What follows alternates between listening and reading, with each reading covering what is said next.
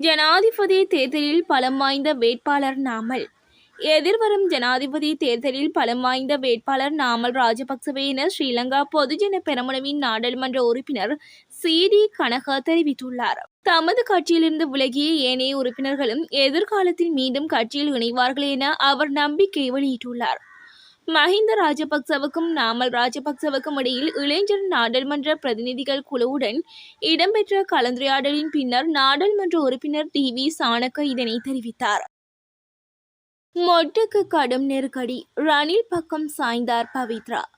எதிர்வரும் ஜனாதிபதி தேர்தலில் ரணில் விக்ரமசிங்கவுக்கு ஆதரவளிக்க அமைச்சர் பவித்ரா வன்னியாராய்ச்சி தீர்மானித்துள்ளார்.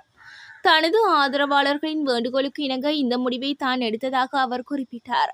2024ஆம் ஆண்டு ஜனாதிபதி தேர்தலில் எனது அரசியல் நிலைப்பாட்டை அறிவிப்பதற்காக இதனை வெளியிடுகிறேன்.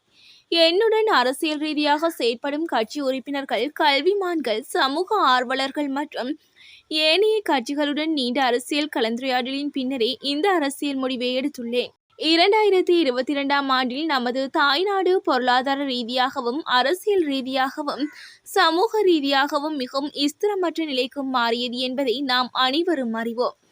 அப்போது நிலவிய ஸ்திரமின்மையிலிருந்து நாட்டை காப்பாற்றுவதற்காக ஸ்ரீலங்கா பொதுஜன பெரமுன தலைமையிலான பல அரசியல் குழுக்கள் ரணில் விக்ரமசிங்கவை நாட்டின் ஜனாதிபதியாக நியமிக்கும் முயற்சியில் ஈடுபட்டன.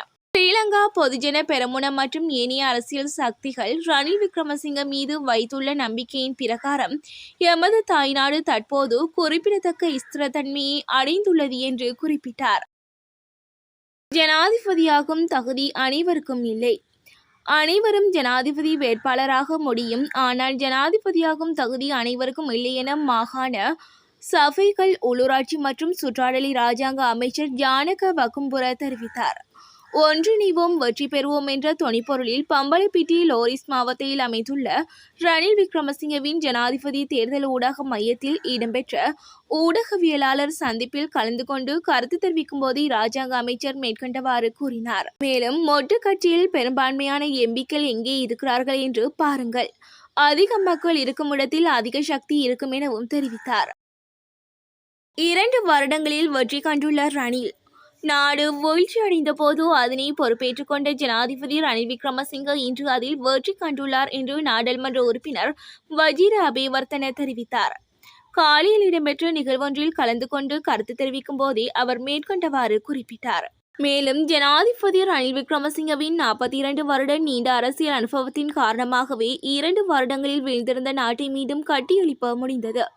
சகலரும் ஒன்றிணைந்து முன்னேறினால் மாத்திரமே இந்த நாட்டு இளைஞர்களுக்கு எதிர்காலம் உண்டு.